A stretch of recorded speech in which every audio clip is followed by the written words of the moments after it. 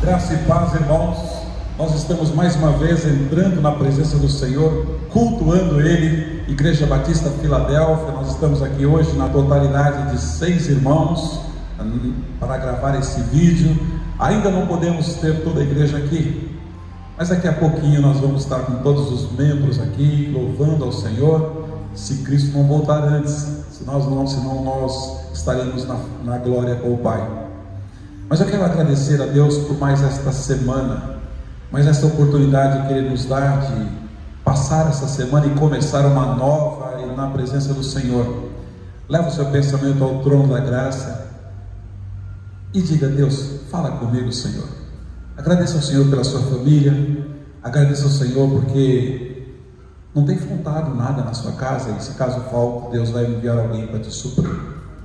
Leva o teu pensamento ao trono da graça e ore comigo nesta noite de domingo. Deus querido, Pai Celeste, muito obrigado porque o Senhor tem cuidado de nós. Obrigado a Deus porque da maneira como o Senhor nos fez, o Senhor nos sustenta. Os teus olhos estão voltados para nós, e ó Deus, antes que nós abrimos a nossa boca para dizer o que precisamos, o Senhor já sabe.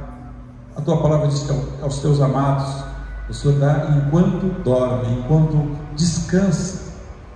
Senhor, visita-nos, ó Deus. Nós precisamos muito da tua presença e da tua voz. Precisamos, ó Deus, a todo instante saber que o Senhor está falando a tua vontade, o teu querer, para que nesse tempo nós possamos ser instrumentos nas tuas mãos. Pai, obrigado por mais esta oportunidade, pelos irmãos que aqui estão conosco na gravação deste vídeo, para abençoar a vida da tua igreja, abençoar todos quantos estão agora neste momento assistindo, ó Deus. Senhor, fala conosco, receba o nosso louvor, receba a nossa adoração, no nome de Jesus que nós oramos, amém.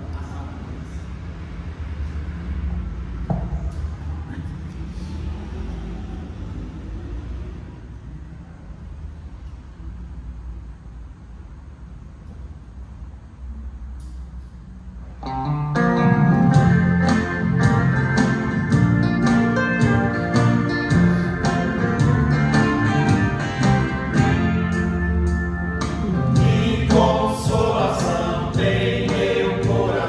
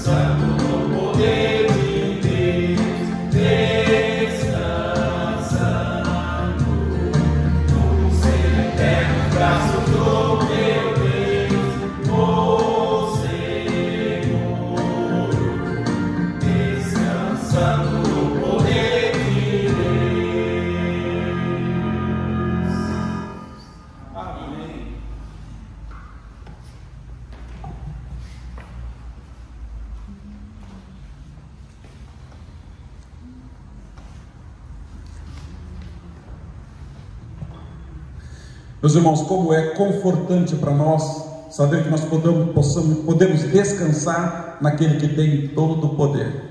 Quando você conhece o poder de Deus, quando você conhece quem é Deus, nós podemos ver a mesma visão de Pedro quando olhou para Jesus e disse: Senhor, para onde é que nós vamos, se só Tu tens palavra de vida eterna? Eu quero meditar com vocês nesta noite de domingo sobre Deus no controle. Às vezes tem situações que a gente acha que a gente perde o controle, mas Deus não perde o controle. Existem situações da nossa vida que a gente não sabe para onde ir ou o que fazer, mas Deus sabe. Costumo dizer que quando você não sabe o que fazer, você precisa saber para onde ir. Vá até Jesus. Eu quero meditar com vocês no texto do profeta Abacuque, capítulo 1. Quero ler apenas os primeiros 4 versículos para a gente pensar no que esse livro de 3 capítulos fala para nós nessa noite. Abacuque capítulo 1, a partir do versículo 1 diz assim a palavra do Senhor: sentença revelada ao profeta Abacuque: até quando, Senhor, clamarei eu, e tu não me escutas? Gritar-te-ei violência, e não salvarás? Porque me mostras a iniquidade e me fazes ver a opressão? Pois a destruição e a violência estão diante de mim, há contendas e o litígio se suscita. Versículo 4: por esta causa a lei se afrouxa e a justiça nunca se manifesta, porque o perverso cerca o justo e a justiça é torcida. Feche teus olhos. Deus querido, obrigado, Senhor, por mais uma vez estarmos diante da Tua palavra, e fala conosco, Senhor. Unja-me e usa-me, Senhor, tão somente como instrumento. Pai, nesse nome poderoso é que eu oro e agradeço. Amém. Meus irmãos, nós estamos diante de um texto muito importante, um período muito crítico na vida do povo. Algumas histórias da raça humana sempre se repetem, e elas vão se repetindo sim. Por volta do ano 600 a.C., um homem chamado Abacuque, ele se encontra ali inconformado diante de uma decadência moral e uma decadência espiritual em que os seus contemporâneos viviam ali num reino dominado por Judá. Duas coisas ruins na vida do povo: quando há uma decadência moral, logo vem a decadência espiritual. Ou talvez a decadência espiritual leva a uma decadência moral. Meus irmãos, naquele contexto, Abacuque olhou e viu que muitos conflitos internos e externos roubavam o som daquele homem, um homem de Deus. Então ele exclama com estas palavras. Meus irmãos, o autor aqui, ele vê o perigo que o seu povo está correndo. Será que a gente consegue entender ou detectar perigos do tempo presente que o povo de Deus corre? Nós estamos rodeados de uma nuvem, de tão grande nuvem de testemunhas, e eles estão olhando para nós. A responsabilidade do povo de Deus é grande. Será que nós conseguimos detectar os perigos que corremos? E então ele não entende como Deus pode tolerar, e ele tolerou ali os babilônicos ali, um povo que a Bíblia diz que é mau e cruel. Então Deus responde que virá o tempo em que Ele castigará os ímpios, ou seja, os inimigos do povo de Israel. Sabe, meus irmãos, no clamor de Abacuque a gente pode perceber ali quando ele falava: por que Deus? Porque o Senhor não faz algo para mudar aquela triste realidade? Essa é uma das indagações de muitas pessoas ainda hoje. E ele reclama porque os seus escarnecedores não eram devidamente punidos, ou seja, ele queria entender um senso de justiça que é nas mãos de Deus. Por que tanta imoralidade? E ele continua dizendo: por que tanta corrupção na sociedade, abrangendo todas as áreas? Ele não conseguia entender, ele queria que Deus mostrasse para ele queria que Deus suscitasse ali na mente dele, no entendimento dele, por que as coisas estavam acontecendo. Aquele momento, Abacuque rasga o seu coração diante de Deus. E no versículo 2, Deus já começa dizendo, ele começa dizendo, até quando? Porque o Senhor me mostra a iniquidade, por que eu pude ver isso? Por que a lei está afrouxando? Sabe, meus irmãos, até os dias de hoje, muita coisa aconteceu, desde aquele momento até os dias de hoje, né? Daquela época que Abacuque vivia até hoje, tantas coisas já aconteceram, em especial no nosso país. A gente vê as coisas acontecendo em nossa volta, e às vezes a gente não concorda, ou não entende, e Deus dá uma resposta para ele, que eu vou falar daqui a pouco para você.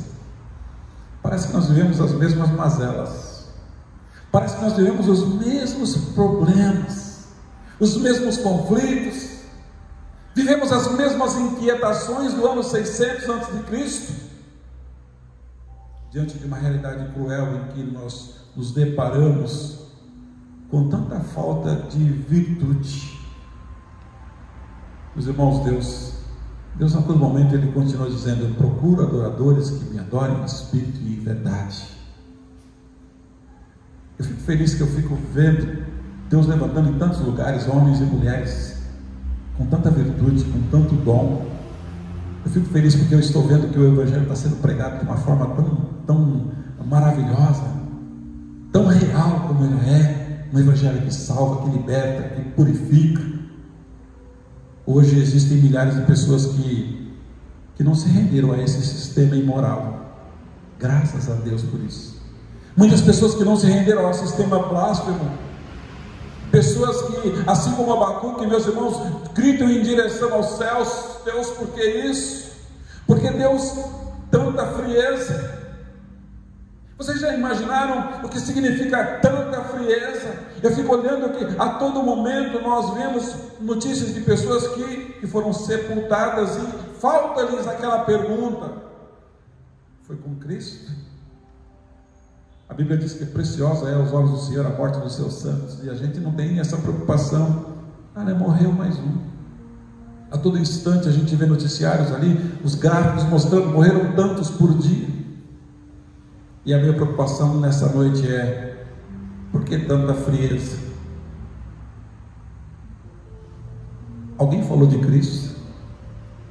Meus queridos, ainda continua sendo grande o campo, mas os ceifeiros ainda são poucos. Quantas pessoas, meus irmãos, ainda precisam conhecer o Senhor? Tanta frieza, e ele falava: por que isso? Por que tanta frieza? Tanto desdém com a vida humana? Meus irmãos, o homem, a mulher, a criança, nós somos importantes demais, o ser humano é importante demais, não pode haver tanto desdém. E às vezes eu vejo alguns animais de estimação sendo muito recebendo muito mais carinho do que uma criança.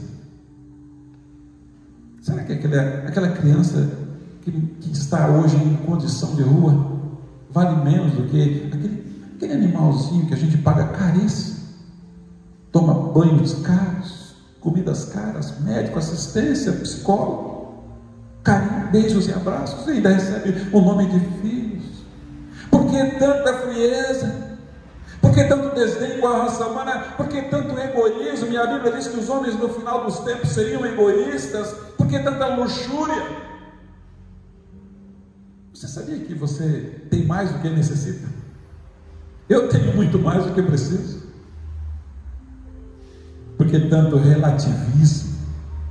Onde nada, quase nada é absoluto, principalmente os valores. Quando você fala dos valores de Deus, as pessoas dizem: isto é relativo. E a palavra de Deus é absoluta, meus irmãos. Então a resposta ao clamor daquele homem de Deus vem de uma forma bem contundente. Capítulo 2, versículo 20, Deus disse: mas o Senhor está no seu santo templo, cale-se diante dele toda a terra. Deus disse: Abacuque, chega, eu vou falar com você agora. Então, o aparente caos social não significa que Deus tenha perdido o controle sobre os acontecimentos. Não, Deus tem controle. A Bíblia diz que não cai uma folha da árvore sem que Ele permita. O Salmo 139 diz que os nossos dias estão contados. Ninguém morreu antes da data que Deus permitiu.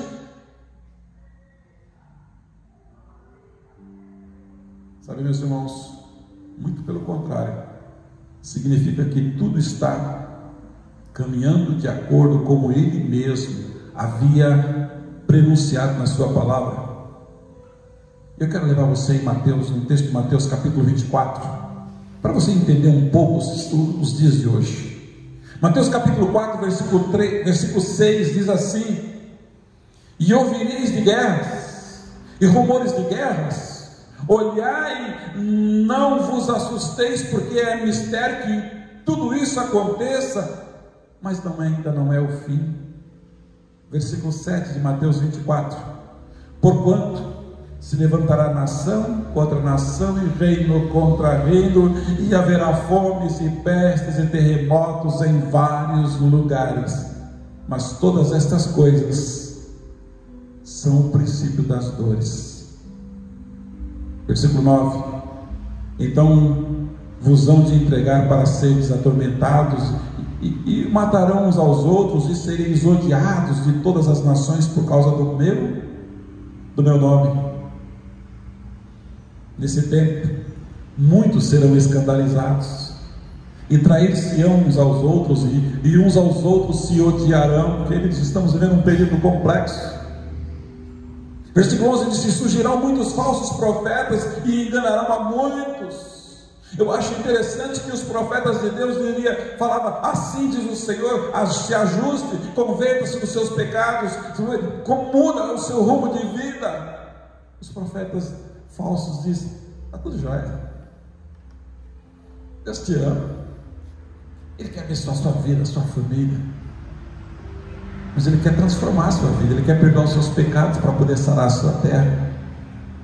E esses falsos profetas têm surgido do mundo afora, e por se multiplicar a iniquidade, a Bíblia diz que o amor de muitos esfriará, mas aquele que perseverar até o fim será salvo.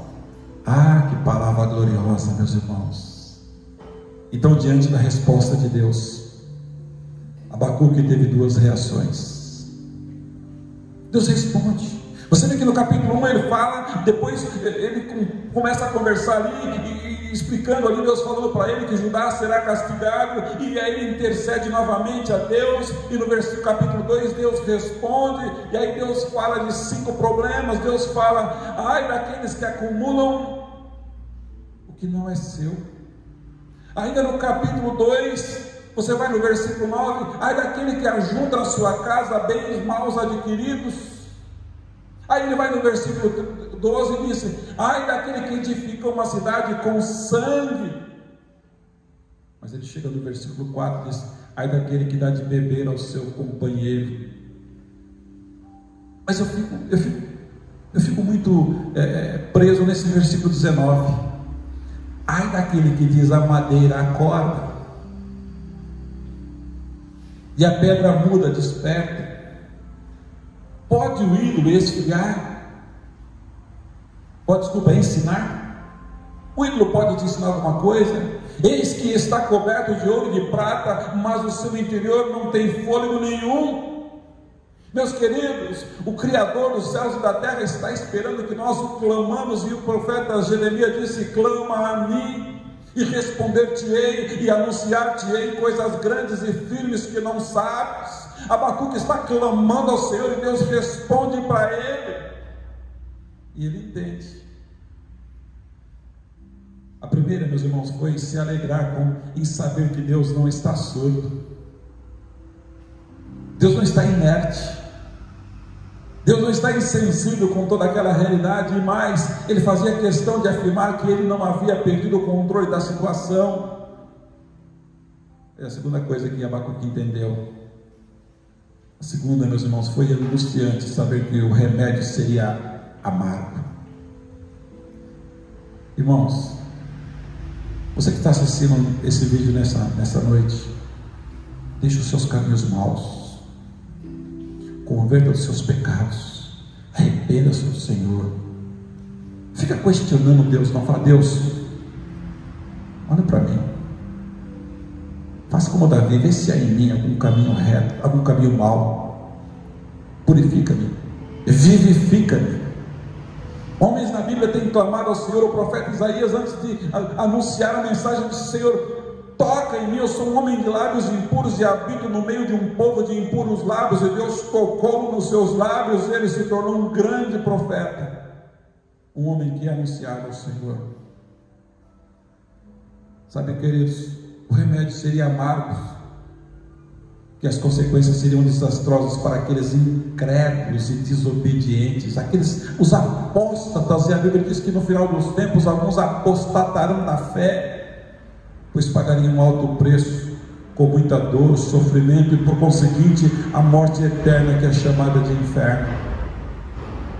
Meus queridos, é ruim viver longe de Deus. Você até consegue sobreviver, mas eu te garanto uma coisa: morrer sem Cristo é péssimo, é ruim. Sabe por que Jesus disse: eu sou o caminho, a verdade e a vida? Ninguém vai ao Pai senão por mim. Viva com Cristo, morra com Cristo e vá para a glória. Então Abacuque termina o seu diálogo com Deus de uma forma estupenda, de uma forma que eu acho linda. Palavras que ecoam pelos séculos e que, para os fiéis contemporâneos, é um bálsamo diante das tristes realidades em que nós somos obrigados a testemunhar no dia a dia. Olha como é que Abacuque termina, queridos, depois que Deus falou com ele. No capítulo 3 ele vai e faz uma oração linda, um cântico. Ele termina o livro com uma oração, de uma forma de hino, onde ele louva a Deus, e ele reconhece a grandeza de Deus, e ele mostra a sua fé nele. Capítulo 3, versículo 17, acompanha comigo na sua Bíblia. Olha o que Abacuque faz, queridos. Ele termina o livro dizendo: Senhor, ainda que a figueira não floresça, nem haja fruto na vide, ainda que o produto da oliveira minta e os campos não produzam mantimentos, e as ovelhas não sejam arrebatadas no aprisco, e nos currais não haja gado, todavia eu me alegro no Senhor, exulto no Deus da minha salvação. O Senhor Deus é a minha fortaleza, e faz os meus pés como os da corça, e me faz andar altaneiramente. Meus irmãos, aqui ele disse: ainda que nada dê certo aos meus olhos, a minha fé me faz exultar no Senhor, o Deus da minha salvação. Dessa forma, meus irmãos e meus amigos, é tempo de tomarmos uma decisão de que lado nós queremos estar. Abacuque não estava entendendo, Deus explicou para ele. Se tem alguma coisa que você não entende, fala com Deus, Ele te explica. E não questione Deus, porque tudo que Ele faz é perfeito. Meus queridos, que lado você quer estar? Do lado daqueles que se corrompem e não se arrependem, recebendo como recompensa o castigo eterno? De que lado você quer ficar? E eu quero dizer para você que um crente infiel recebe o mesmo castigo do não, daquele que nem professa o Senhor. Ou do lado daqueles que permanecem fiéis aos ensinamentos, aos mandamentos de Deus, que mesmo em meio àquele martírio, ao sofrimento e à dor, eles se alegrarão, como Abacuque, crendo que Deus está no controle de tudo e terá uma justa recompensa para todos os que se submetem inteiramente à sua vontade. E a vontade de Deus, ela é boa, ela é perfeita e ela é agradável. Sabe, meus irmãos, eu quero terminar essa mensagem com o texto de Mateus capítulo 25, versículo 23. Você vai ouvir essas palavras de Deus, viva com Ele, fique tranquilo. Quando você partir daqui, você vai ouvir aquelas palavras do Senhor: bem está, servo bom e fiel, sobre o pouco foste fiel, sobre o muito te colocarei. Mas o mais importante desse texto, ele diz: entra no gozo do teu do teu Senhor. Quem é o seu Senhor? Quem é o seu Senhor, meus queridos? O profeta sabia do juízo ameaçador sobre o seu povo. Ele também sabia que Deus queria visitar o seu povo por causa do seu pecado e aplicar ali uma correção que era bem merecido. Mas em tudo isso eu quero dizer para você que mesmo no merecimento do castigo, Deus sempre usa da sua graça. Tem graça de Deus para a sua vida, meu querido. Tem graça de Deus para a sua família, meu irmão. Deus quer cuidar de você. Ele pediu que Deus enviasse do seu cuidado, da sua presença. E termina dizendo: ainda que eu não enxergue nada, ainda que eu não estou vendo nada, ainda que eu não compreendo, confio no Deus da minha salvação. Que Deus em Cristo Jesus te abençoe. Eu quero orar pela sua vida e pela sua família. Querido Deus, Pai Celeste, muito obrigado, Senhor, por mais uma vez nós podemos abrir a Tua Palavra e entender o Senhor falando conosco. Senhor, eu quero finalizar esta mensagem, esta oração, dizendo para aqueles que estão me ouvindo que o desejo do Senhor é o Salmos 23:6. Bondade e misericórdia certamente me seguirão. Ó Deus, que a bondade e a misericórdia do Senhor acompanhem em cada lar, em cada vida que está nesse momento assistindo esse vídeo, Senhor. Esse culto da Igreja Batista Filadélfia, nesta noite de domingo, Senhor, é para Ti. Por isso que nós compreendemos que tudo que nós ouvimos aqui veio de Ti. Dirige-nos e guia-nos, ó Deus, e continue com a Tua proteção. É no nome de Jesus que nós oramos. Amém. Que Deus te abençoe.